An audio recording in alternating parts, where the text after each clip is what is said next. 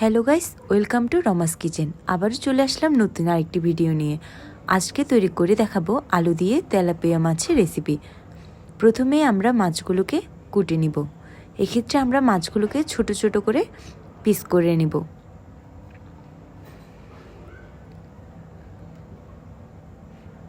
আমি এখানে 3-4টি মাছ নিয়েছি। এবার আমরা মাছগুলোকে ভালোভাবে ধুয়ে নেব। ভালোভাবে ধুয়ে নিব যাতে সব ধরনের ময়লাগুলো বের হয়ে যায়। এবার আমরা মাছে অল্প পরিমাণ হলুদ গুঁড়া দিয়ে নিব। হলুদ গুঁড়া দিয়ে আমরা ভালোভাবে মিশিয়ে নিব।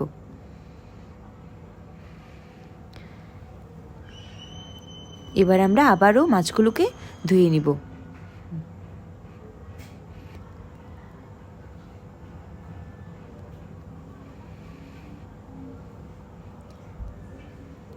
এবার আমরা আবার মাছগুলোতে অল্প পরিমাণ হলুদ গুঁড়া দিয়ে নিব। এটি মূলত করা হচ্ছে মাছগুলোকে ভাজার জন্য। হলুদ গুঁড়ার সাথে পরিমাণ মতো লবণ দিয়ে নিব, অল্প পরিমাণে দিব।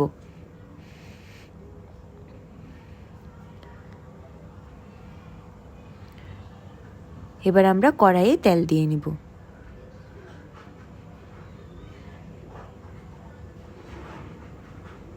তেল গরম হয়ে আসলে আমরা আস্তে আস্তে মাছগুলোকে দিয়ে দিব।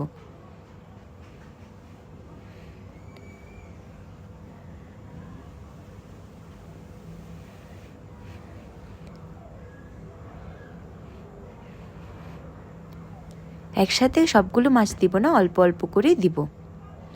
মাছগুলো ভাজা হয়ে আস্তে আস্তে আমরা আলুগুলোকে কেটে নিব। আমরা আস্তে আস্তে আলুগুলোকে কেটে নিচ্ছি।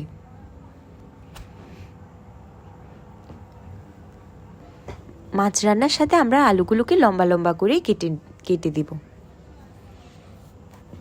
আলু কেটে নিতে নিতে আমাদের মাছগুলো লাল হয়ে ভাজা হয়ে আসলে আমরা মাছগুলোকে তুলে নিব। এবার প্রয়োজনীয় উপকরণ পেঁয়াজ কুচি, আলু, টমেটো, কাঁচামরিচ ও মাছ একদিকে সাজিয়ে রাখব। এবার আমরা অন্য একটি কড়াইয়ে তেল দিয়ে দিব।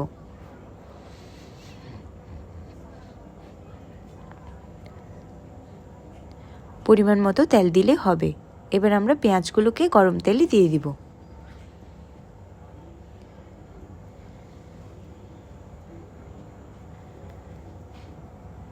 পেঁয়াজের পর আস্তে আস্তে আমরা কাঁচামরিচগুলোকে দিয়ে দিব।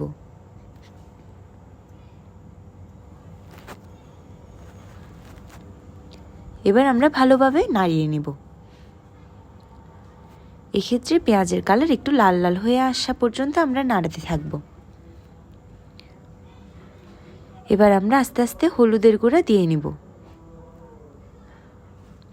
হলুদের গুঁড়া পরে আমরা জিরার গুঁড়া, মশলার গুঁড়া দিয়ে দিব।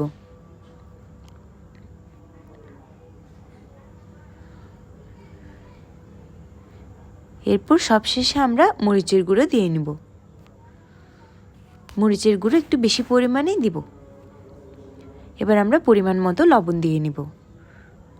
সব দেওয়ার পর আমরা ভালো পরিমাণ মতো পানি দিয়ে নিব।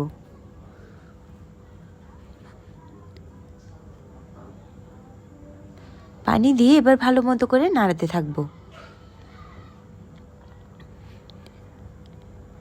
আমরা ভালো মতো করে মশলাগুলোকে কষিয়ে নিব। কষানো ভালো না হলে কিন্তু মশলার এক ধরনের ঘ্রাণ উঠতে পারে, সেদিকে লক্ষ্য রাখতে হবে। এবার ভালো মতো কষানো শেষ হলে আমরা আলুগুলোকে দিয়ে নিব।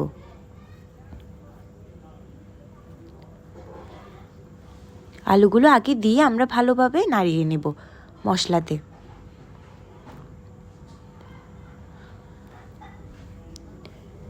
এবার কিছুক্ষণের জন্য ঢাকনা দিয়ে অপেক্ষা করব। এবার মাছ দিয়ে আমরা পরিমাণ মতো পানি দিয়ে নেব। এবার আবারও 10 মিনিট মতো আমরা ঢাকনা দিয়ে অপেক্ষা করব। এগুলো ফুটে আসলে আমরা ধনিয়া পাতা দিয়ে দিব। ধনিয়া পাতা দিলে কিন্তু তরকারিতে খুব সুন্দর একটি ঘ্রাণ আসে। এবার আমরা ঢাকনা দিয়ে 2 মিনিটের জন্য অপেক্ষা করব। এবার মাছগুলোকে আমরা পরিবেশন করে নিচ্ছি। তৈরি হয়ে গেল মজাদার আলু দিয়ে তেলাপিয়া মাছ। অবশ্যই রেসিপিটি ভালো লাগলে লাইক ও সাবস্ক্রাইব করবেন এবং আমাদের পাশেই থাকবেন। ধন্যবাদ।